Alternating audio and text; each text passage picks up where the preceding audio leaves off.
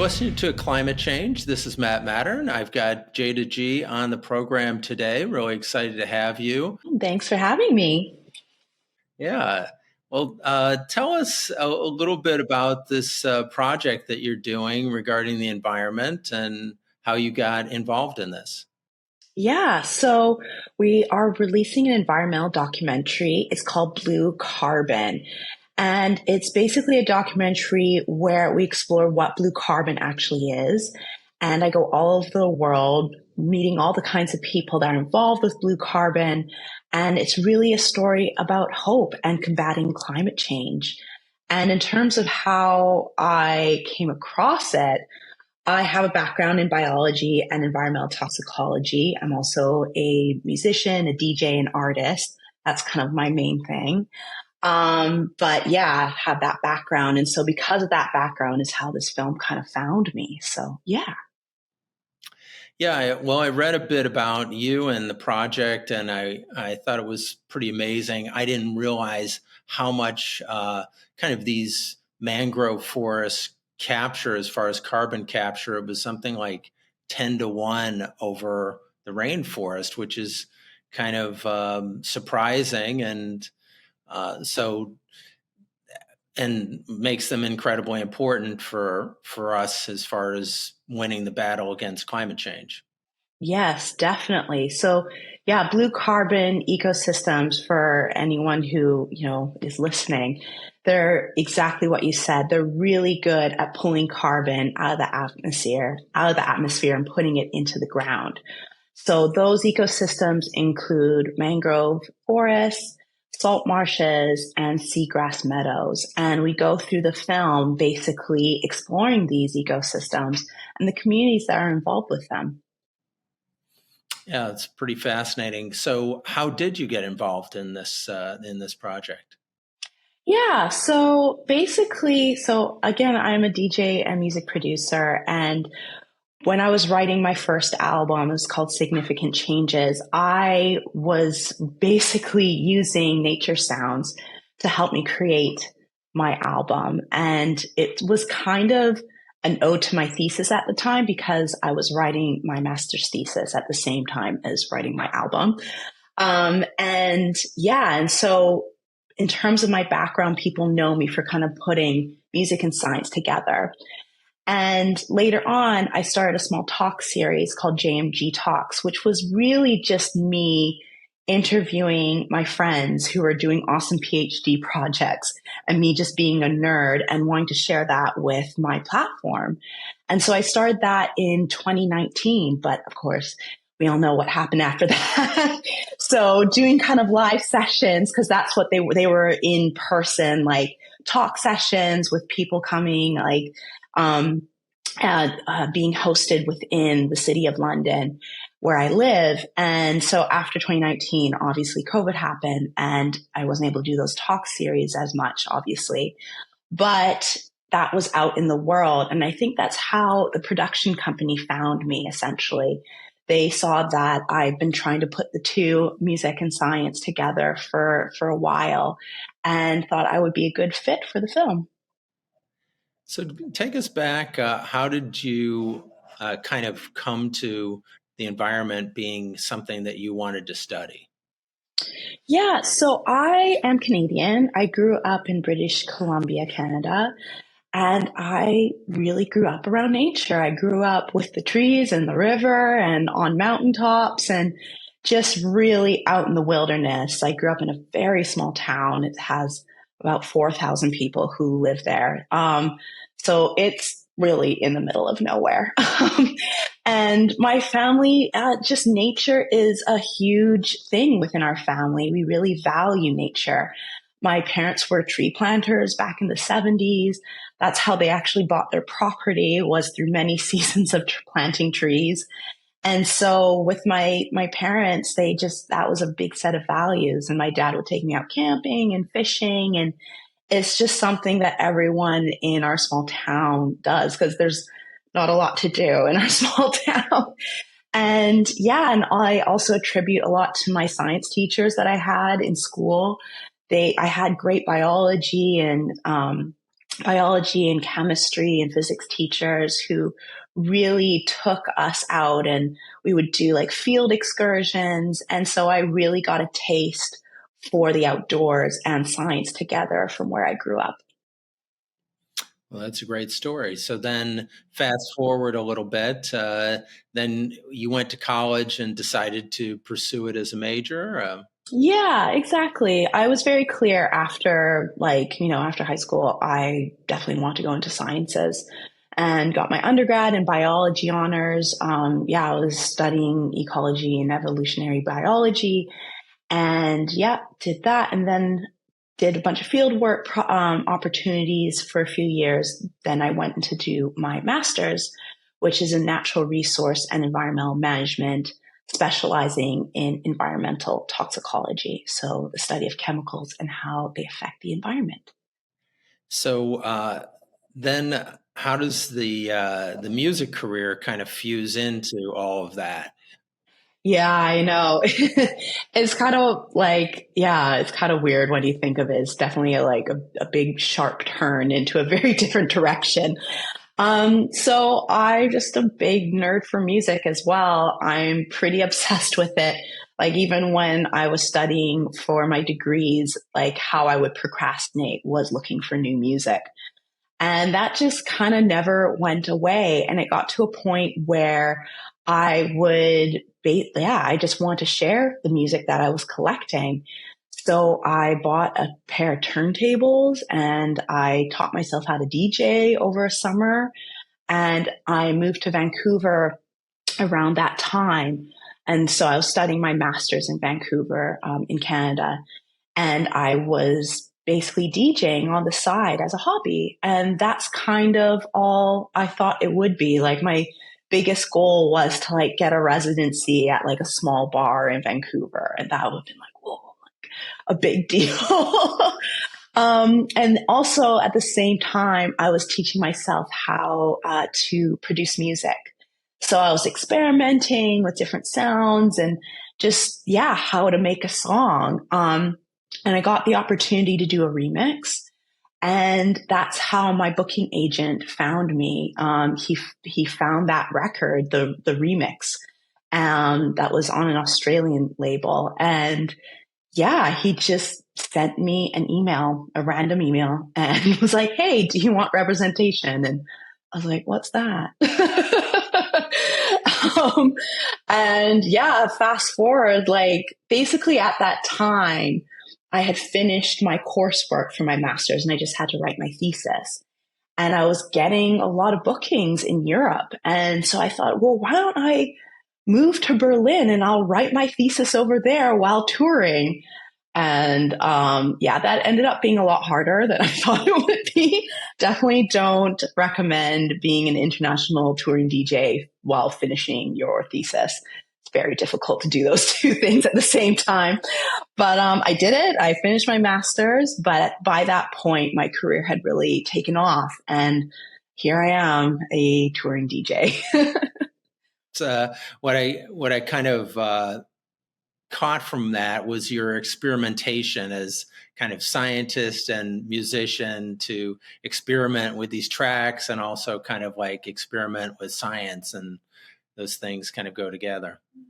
They kind of do. They have a lot of similarities, funny enough. Like, also, like with field biology, like how you have to be really good at observing, just like, observing your surroundings. If you're looking for a specific animal, looking at the kind of nature that you're around, like whether there's like certain rock outcrops or certain trees that lead you to those animals. It's kind of a similar thing with DJing.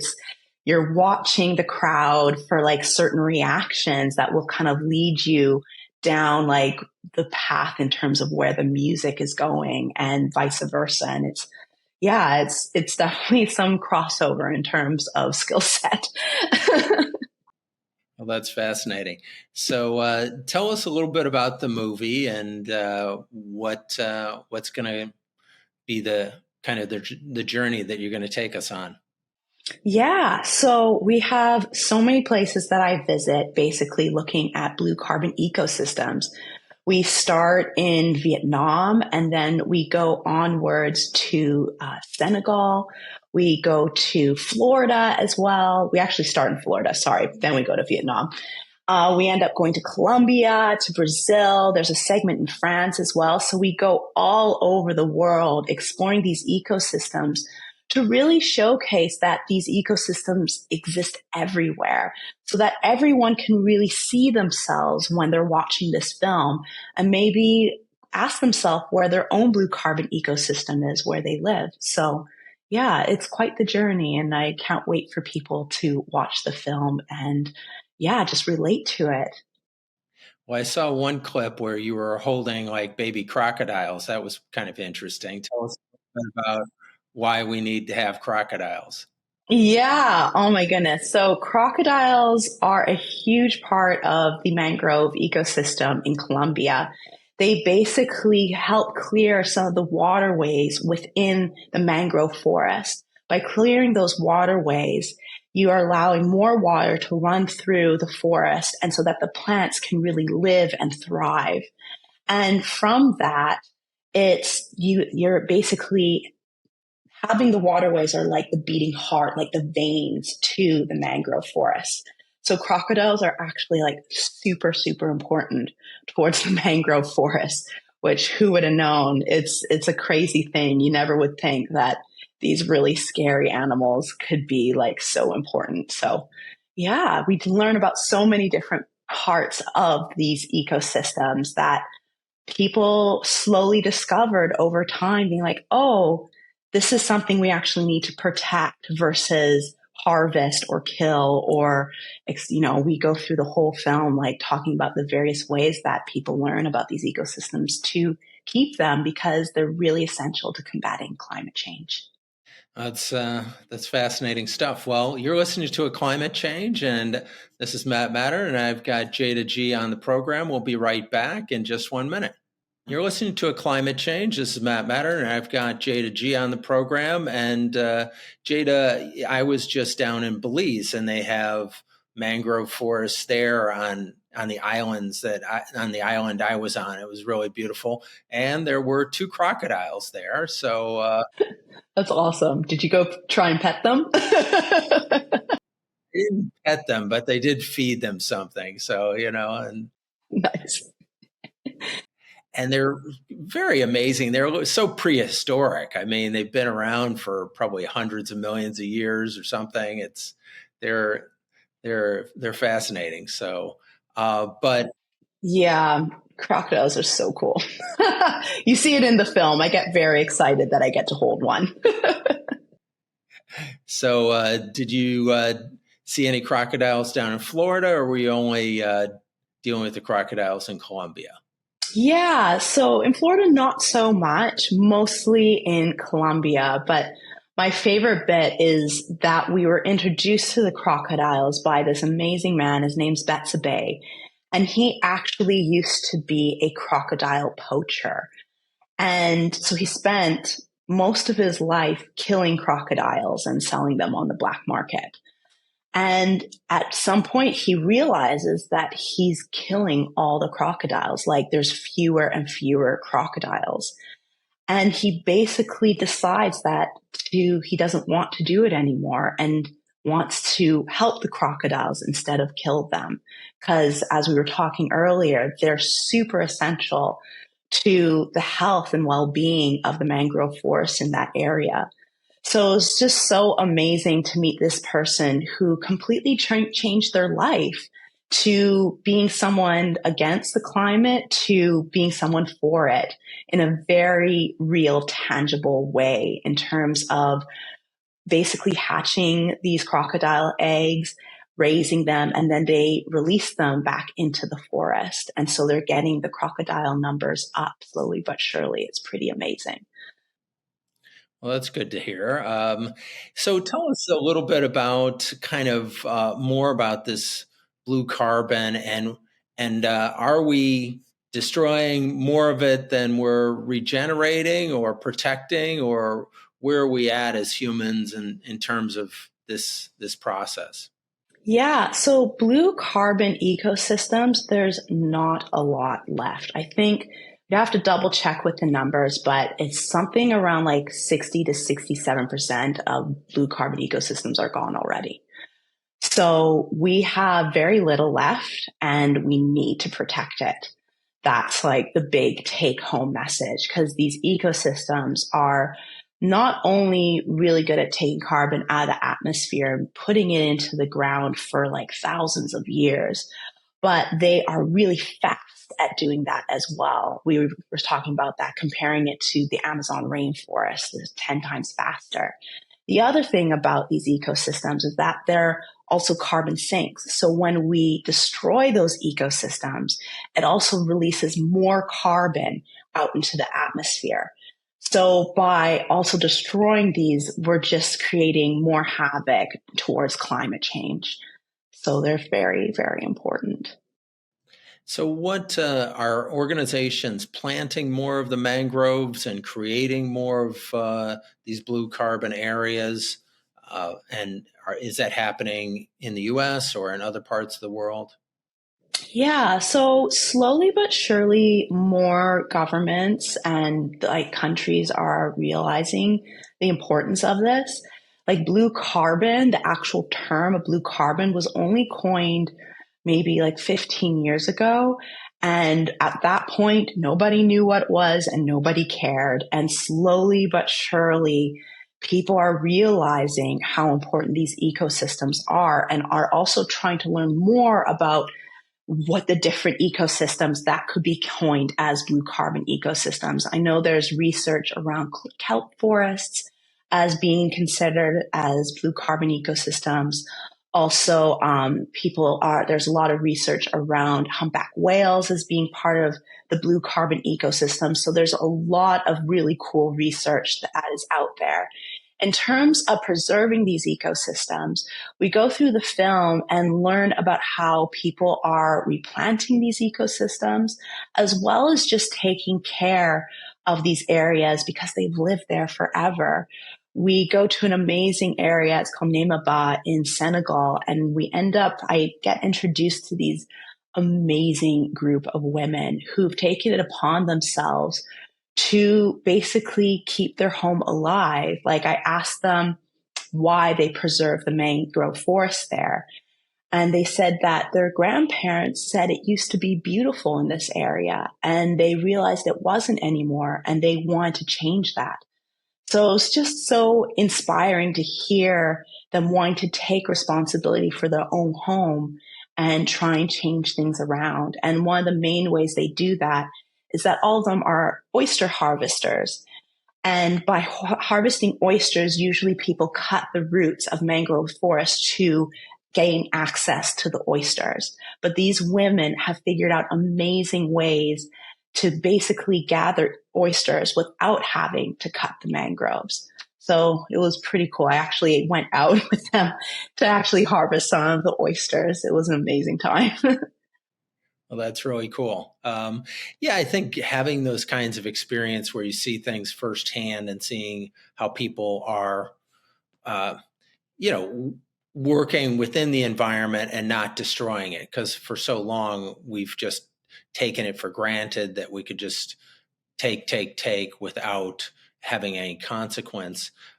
Bring us back to where the film started in Florida and what you saw there, and whether the Florida mangrove forests are being preserved or are they being destroyed? Yeah, it's a bit of both because Florida, you have the Everglades, which are amazing and are being protected.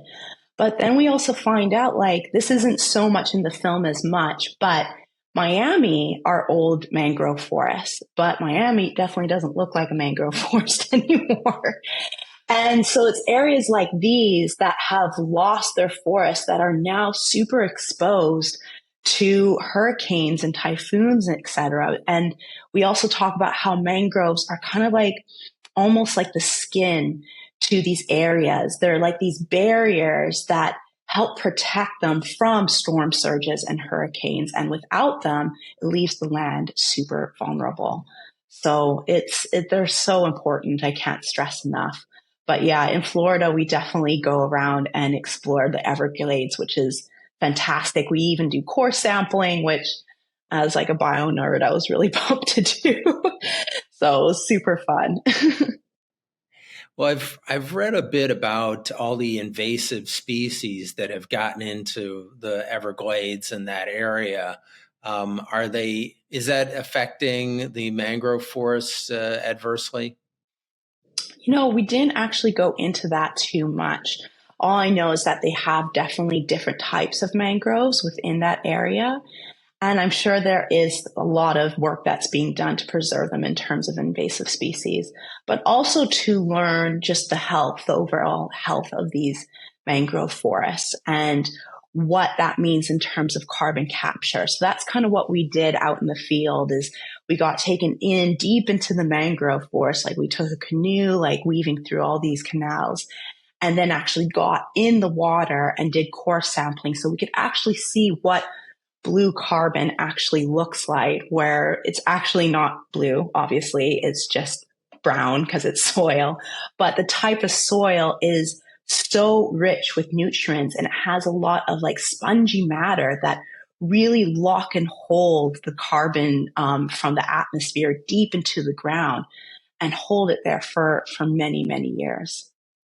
So, in terms of the film, when is it coming out, and where can we see it? Yeah, it is coming out so soon. I can't believe it. This film has been in the like many years in the making, so it's really exciting. It is airing on CNN on Sunday. So yeah, April 21st, just before Earth Day. And so you'll be able to watch it there when in the States. So yeah. Exciting. And how long is the program? Is it? It is about, I think it's just under 90 minutes. So it's a good length of time. I think an hour and 20 minutes. But it's a really full on journey. And we talk a lot about music, and that is super incorporated within the film, as well as obviously the learning about blue carbon and the people who really live there and why it's so important to them. It's a real journey that we take. Well, tell us, how did you weave music into the story? Yeah, so basically, what I do throughout the film is I take all these field sounds.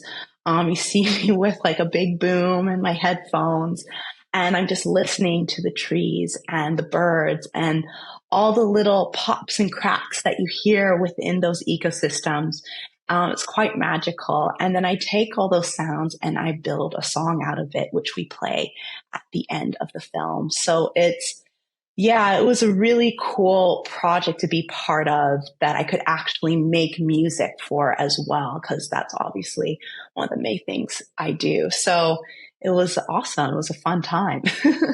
Well, I guess it just gives people yet one more reason why to go out into nature and find sounds. And I mean, that is the beauty of being in nature, is that when one is at peace, you just kind of you hear things that you don't normally hear when you're in a city. Oh, yeah, big time. So, well, you're listening to A Climate Change. This is Matt Matern. We're going to be back in just 1 minute with Jayda G telling us a little bit more about blue carbon and her adventures around the world to help us protect this blue carbon, which is just vital for our survival. If we're going to beat climate change, we've got to do it in part with protecting these carbon sinks. So stay tuned. You're listening to A Climate Change, and I've got Jayda G on the program. Jayda, just talking during the break about your podcast and that you do that. Tell us a little bit about your podcast. Yeah, so it's not quite out yet, but it's going to be out in May. So keep your eyes and ears open, everyone. Yeah, I'm really excited. I've been wanting to do a podcast for a while. And it's basically about hope, which is really corny, but makes me like well up in my heart about it because it really started through this film. A lot of this film is centered around hope. what kind of hope we can get from these stories that we learn about blue carbon to kind of galvanize us to go forward in terms of the fight against climate change. And my director would always ask me, he's like, what gives you hope? What gives you hope around climate change? And I really found that a hard question to answer. And I actually was doing, because I'm a researcher and a big nerd, so I was doing a little research around hope. This amazing woman, Brene Brown, you might have heard of her. She's fantastic. She has a book called Atlas of the Heart, and it talks about the research around emotions and what hope actually is. So you have hope when you have pathways, a goal, and agency towards that goal. When you have those three things, then you have hope. And once I understood that, it made so much sense why this film was about hope, because we talk about the goal of combating climate change with these ecosystems, the pathways by preserving these ecosystems, and having the agency. We talk a lot about these communities that have taken it upon themselves to save their home. And that, when you have those three things, is when you have hope. And I was like, this is perfect for a podcast to talk about hope, about how people's lives, how they've had their goals and their pathway and agency, and how they found that in order to find hope within whatever it is that they work. So that's what my podcast is about.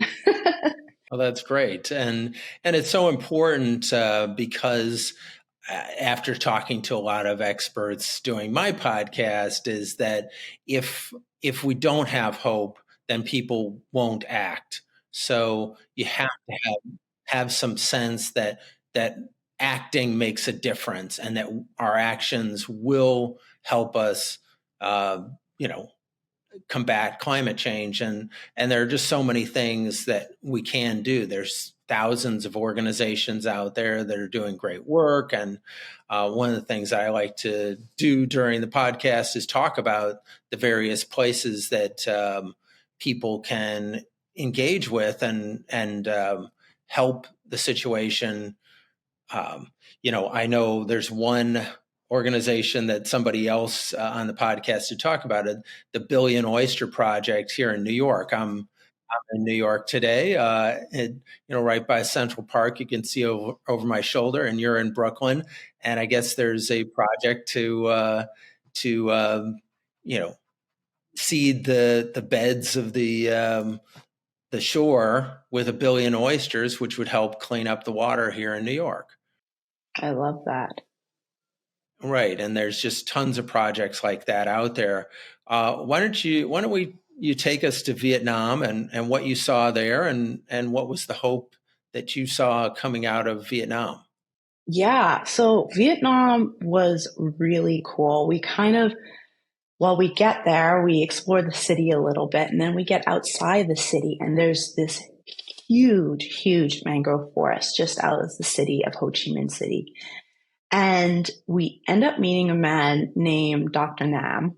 And Dr. Nam basically was hired by the Vietnamese government really shortly after the Vietnamese War, or the Vietnam War. And because obviously a lot of people know this story with the Vietnam War, there was Agent Orange that was sprayed all over that area to kill the mangrove forest in order to reveal the soldiers that were living within those mangrove forests. And through killing it, they lost all their mangrove forests. And so Dr. Nam basically went out and replanted the entire forest, which is absolutely remarkable. And he's like, well into his 70s now. So he's been doing this literally, for most of his life. And he is so proud of it. And it was really amazing to see how his face would just light up by showing us all the different mangroves and his story around what he sacrificed to really replant this forest. It's absolutely amazing. And they had to learn as they went as well. It's not like there's a guidebook of how to plant mangroves. Like they're out there like with their canoes and just like planting the mangrove propagals. They're called. They're just like these kind of like these green like small banana things that they stick into the ground. And it's not just like you put them in the ground and they can, grow. There's so many different things that have to happen in order for them to thrive. And they really are just learning as they go over the many decades. And it's so fantastic that they were successful. Like the whole forest is back. We saw it. It was amazing. So that was such an uplifting story to hear about Dr. Nam and how he took care of the forest in Vietnam. That is a great story, and yeah, thank you for sharing it and spreading it widely because it shows how one person can make a difference. I had somebody on the program a while back, and one of his graduate students decided to go to Madagascar and create a nursery there because there was a lot of deforestation there, and now they're reforesting Madagascar, and so it just shows one person can dive in there and turn things around. Exactly. We need more of those people who just care so much about the environment to take it upon themselves to like get in there and get dirty and like replant everything. It's absolutely amazing to see. So yeah, and it was really cool to meet Dr. Nam. Like I don't think he gets many camera crews out there asking about his story. So it was a really big deal for him. It was really sweet. Well, that's fantastic and great of you to bring light to that remarkable story. So you also visited some other places. You visited Colombia. Tell us a little bit about what you saw there. Yeah, Colombia is really amazing. It's at the end of our film, and it really talks about what happens when community is like put first in terms of the importance of these ecosystems and taking care of them. What does the community actually need in order to thrive and to protect these ecosystems? There's this amazing community with this amazing woman that we meet, Ignacia, and she is like, she's called like the mother of the mangroves. She's an older woman who's just like out there, just like teaching everyone about the mangroves and talking about, we actually talk a lot about carbon credits in that segment, as well as the segment before where we learn about what carbon credits are doing in Senegal and kind of the pros and cons about carbon credits. There's a lot of contention around it. But the cool thing about Colombia is that they actually get it right. How they go about carbon credits. They don't take carbon credits or money towards carbon credits they don't take it just from anybody. The people have to have their values aligned with them in terms of how they go about the world and interact with the world. So it's not like an oil company can come and buy carbon credits from them. It doesn't work like that. So it's really quite amazing that the community has taken it upon themselves to work in that manner so that planting the mangroves are really about saving their home first. Well, certainly aligning with people who have the similar values and are not just doing it so they can pollute more and destroy the planet, because the oil companies are kind of greenwashing things and saying, "Hey, we're now the green oil company," and it's really a lie. There's actually Like, okay, like, yeah. right, and they just put into a law into place in California that um, punishes people who are greenwashing. So, anybody who is aware of greenwashing practices, give me a call.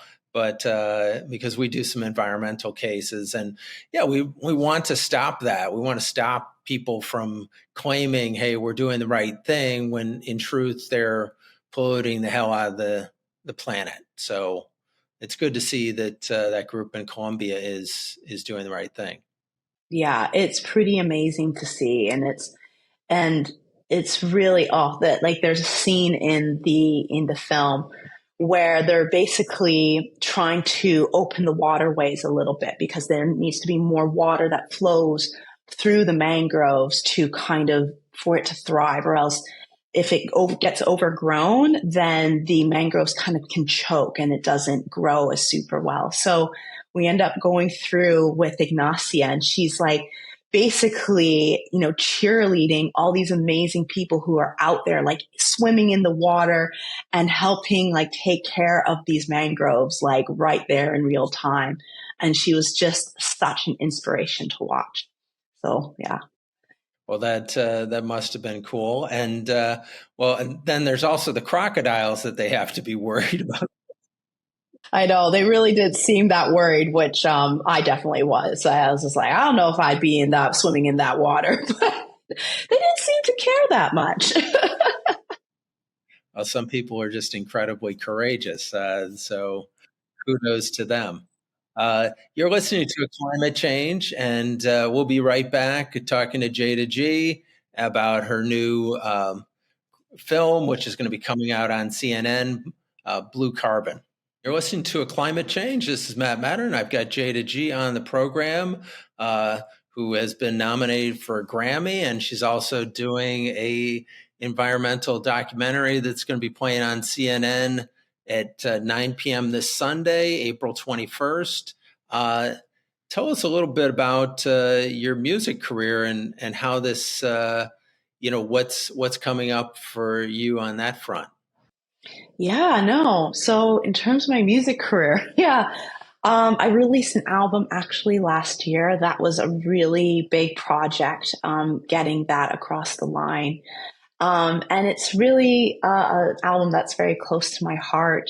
It had a lot to do with my father, who passed away when I was about 10 years old. And we actually talk about him in the Blue Carbon film because he really established a lot of my love for nature.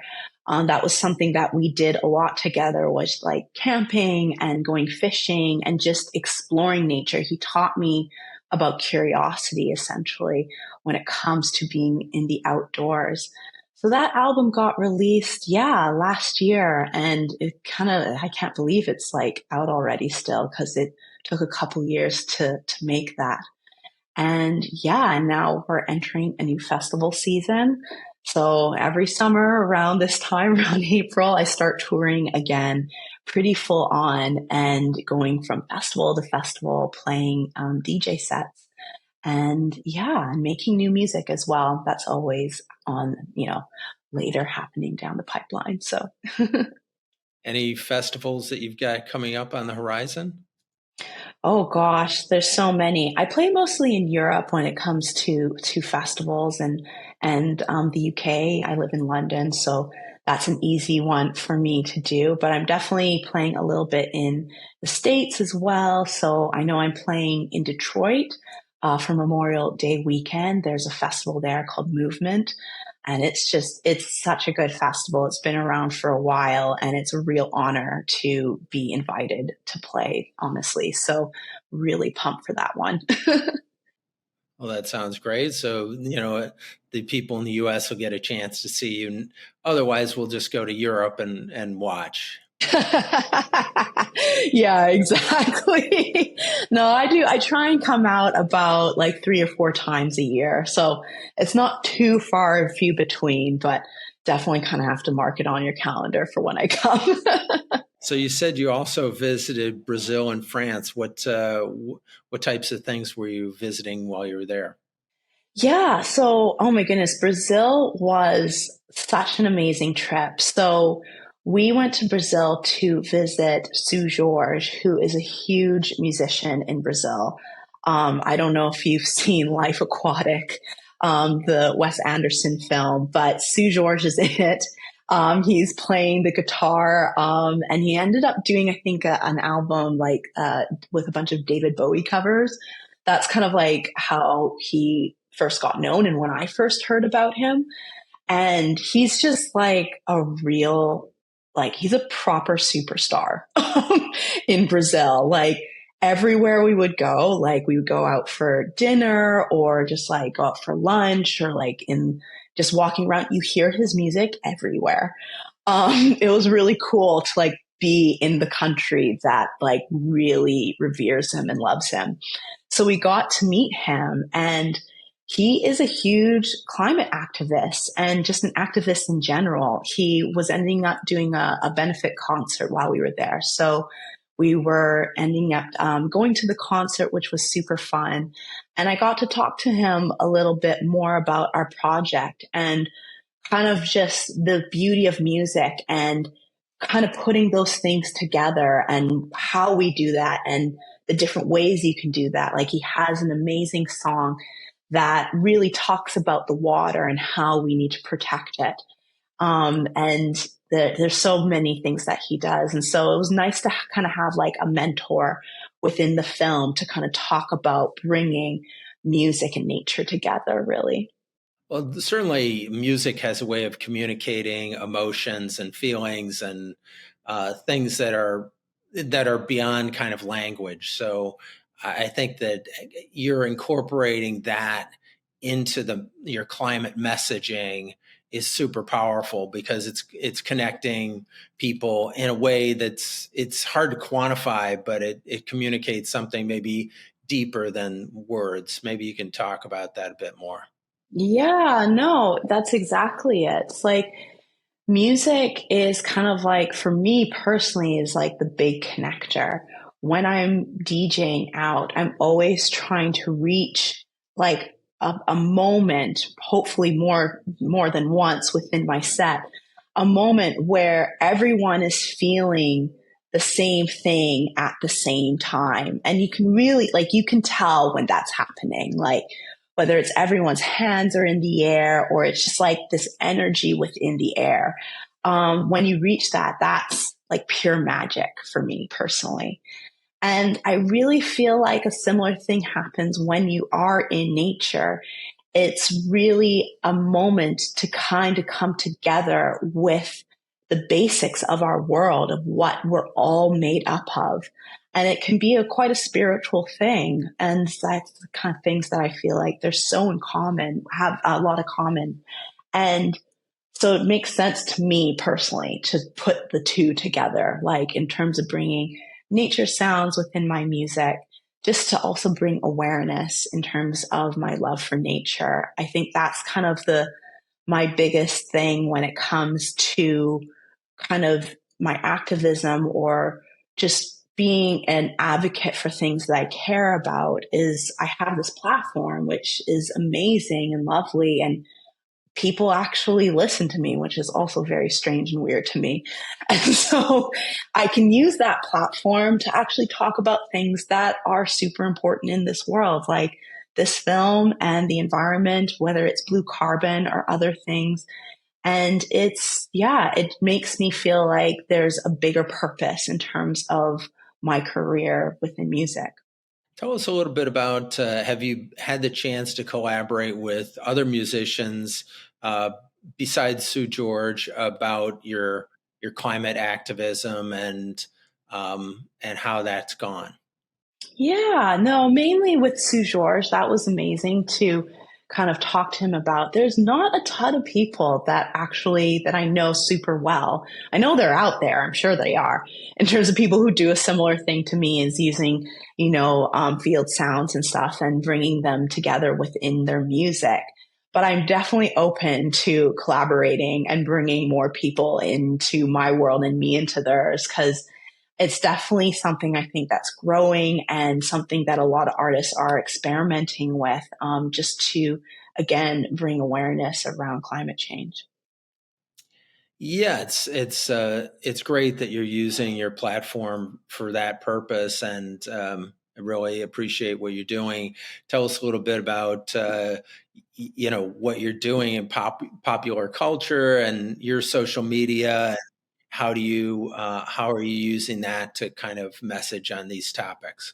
Yeah. So, yeah, in terms of popular culture and stuff, like it's funny because when you're a DJ, or a music producer and DJ, those things kind of together, you get asked to do remixes. And so that's really helped my career because I've gotten, remix requests from like Dua Lipa and Taylor Swift, just to name a few big names. And so that really helps, bring more awareness of me to all their fans, which is fantastic. And in terms of, yeah, just bringing it more into the mainstream, is using social media. Social media, even though it can be really hard at some times, it really is a great way to communicate to my fans, especially my younger fans. They really live on Instagram and TikTok. And if you're able to communicate well with on those platforms, people listen, people take note, and they engage and they're excited about it. So that's kind of like my main way of kind of getting out there and talking about these things. But yeah, hopefully more with like the podcast, especially screening this film is definitely a way for me to kind of get it all out there.